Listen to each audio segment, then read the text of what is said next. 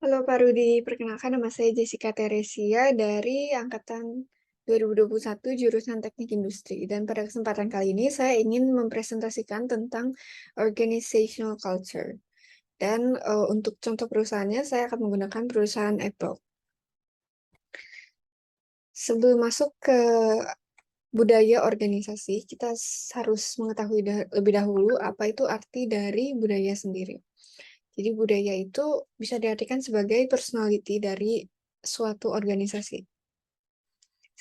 Sama halnya seperti ketika kita mengenal seseorang, biasanya kita juga mengenal orang itu melalui kepribadian atau personality-nya. Misalnya seperti orang itu suka menolong. Maka dari kepribadian itulah yang akan uh, menjadi faktor orang tersebut akan melakukan apa dan bagaimana dampaknya kepada orang-orang yang berada dalam sekitarnya atau berada di dalamnya.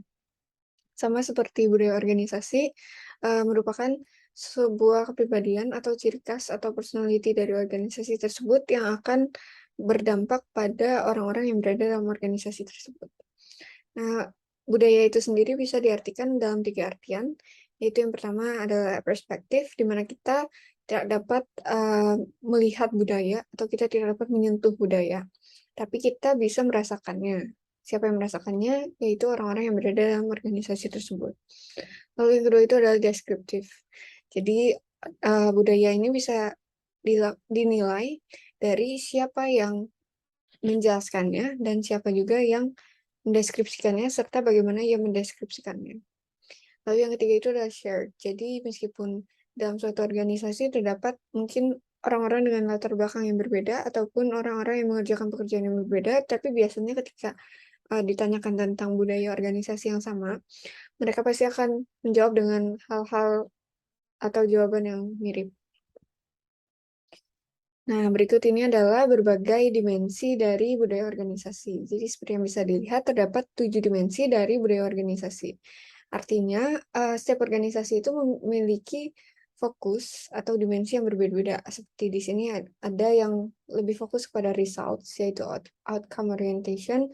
Ada juga yang lebih fokusnya terhadap orang-orang yang berada dalam organisasi tersebut, atau people orientation, dan masih ada uh, fokus-fokus lainnya. Oleh karena itu, setiap organisasi itu pasti memiliki budaya, entah itu disadari ataupun tidak disadari, tetapi setiap organisasi pasti memiliki budayanya sendiri-sendiri.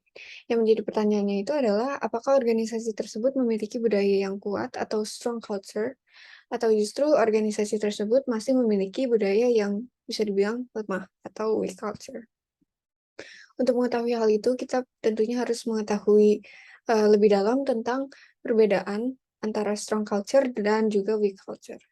Jadi, di sini bisa dilihat perbedaan-perbedaannya dan intinya itu pada strong culture atau budaya yang kuat itu values yang atau nilai-nilai yang diberikan oleh perusahaan itu pasti akan di-share-nya secara luas, secara merata. Jadi bukan hanya melihat dari jabatan orang tersebut, tidak hanya melihat dari siapa orang tersebut, tapi semua orang-orang yang terlibat dalam organisasi tersebut akan di-share values-nya.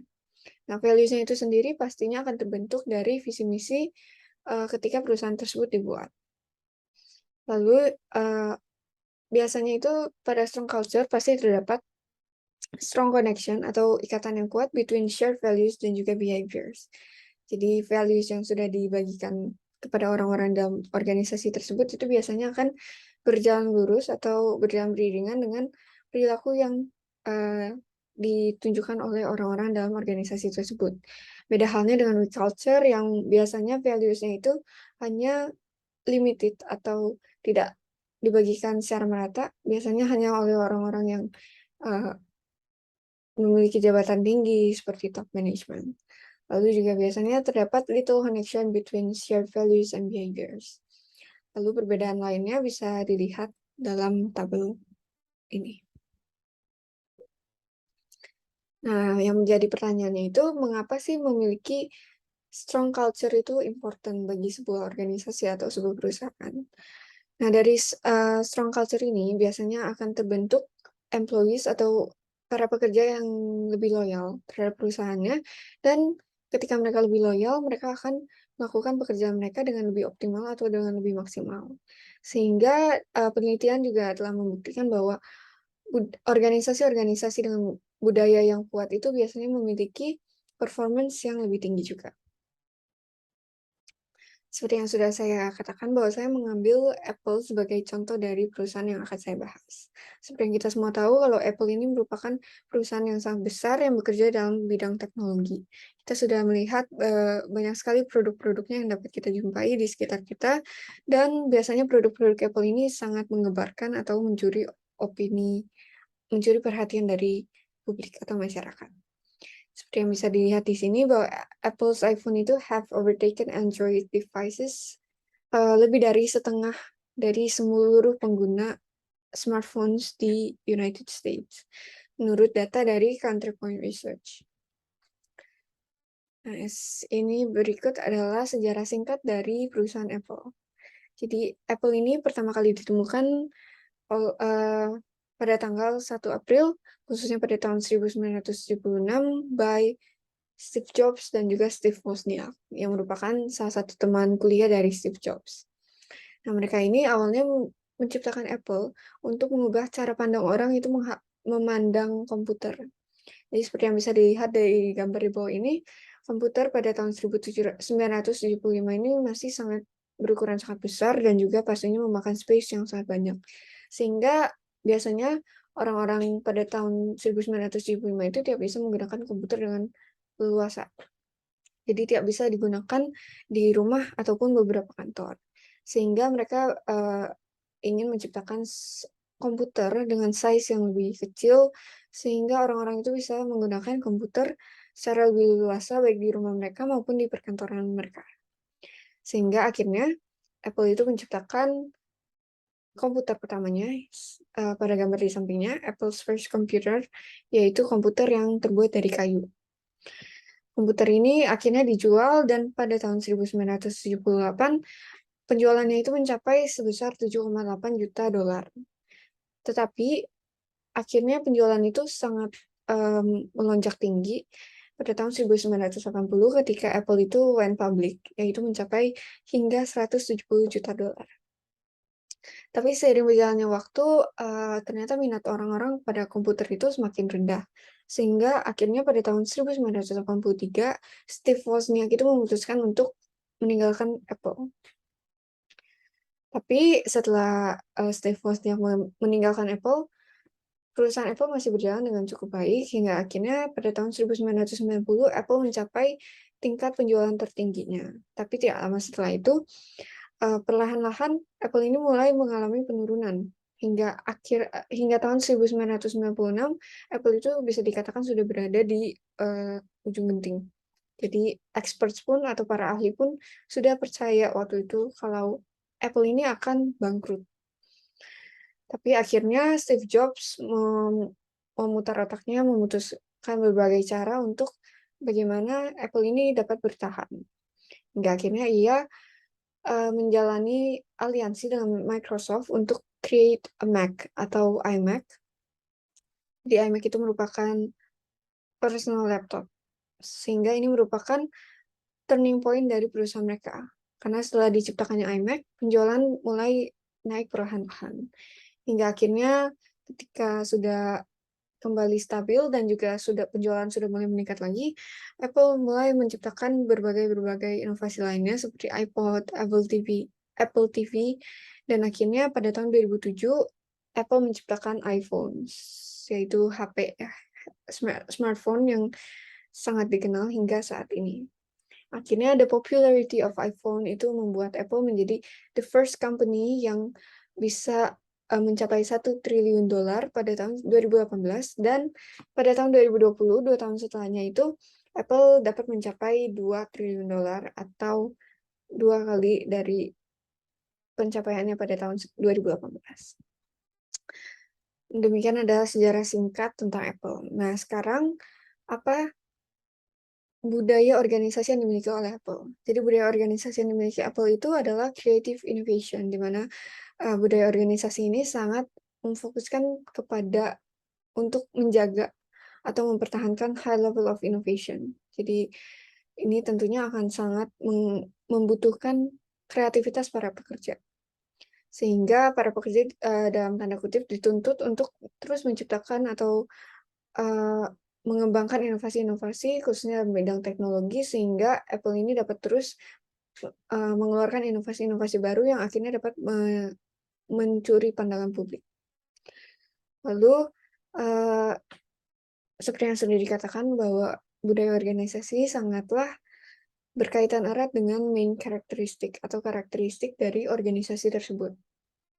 Karakteristik dari organisasi, Apple sendiri itu terdapat 5 main characteristics. Jadi yang pertama itu adalah top notch excellence, di mana, ini merupakan kebiasaan dari Steve Jobs dari sejak ia membuat Apple, bahwa ia hanya meng-hiring atau mempekerjakan orang-orang yang the best of the best di bidangnya. Sehingga tidak perlu diragukan lagi kualitas dari Apple sendiri, karena para pekerjanya itu dipilih dan diseleksi secara sangat ketat, sehingga yang bisa bekerja di Apple itu bisa dikatakan hanya yang the best of the best. Lalu yang kedua itu adalah creativity, di mana Apple ini sangat memfokuskan kepada creating new ideas, dan begitu juga dengan innovation, di mana Apple juga sangat, memfokuskan kepada training dan motivasi para pekerja untuk terus menciptakan inovasi-inovasi baru yang akan, yang dapat dikembangkan oleh Apple. Lalu yang keempat itu adalah secrecy, di mana dari awal Steve Jobs membuat perusahaan Apple ini, ia sudah menetapkan budaya organisasi secrecy yang sangat ketat, yaitu tentang, pencurian hak cipta. Lalu yang terakhir itu adalah moderate combativeness, di mana di sini para employee atau para pekerja itu di-challenge untuk kayak, meyakinkan mereka apa yang harus dilakukan untuk dapat bekerja di Apple, sehingga para pekerja di sini itu mungkin merasa ter-challenge. Nah, eee, budaya organisasi ini tentunya diciptakan awalnya oleh Steve Jobs, dan ketika Steve Jobs sudah wafat pada tahun 2011 lalu, dilanjutkan oleh Tim Cook dan budaya organisasi ini terbawa. Mungkin ada beberapa budaya organisasi yang, masih dikembangkan, masih diperbaiki, tetapi sebagian besar budaya organisasi Apple sendiri telah diciptakan oleh Steve Jobs dari awal Apple diciptakan. Jadi melalui leadership of Steve Jobs, lalu leadership of Tim Cook, the company atau Apple Company itu terus-menerus mendorong budaya karakteristiknya untuk memaksimalkan dukungan dari sumber daya manusia, sehingga dapat melakukan bisnis relevansi di berbagai market di seluruh dunia.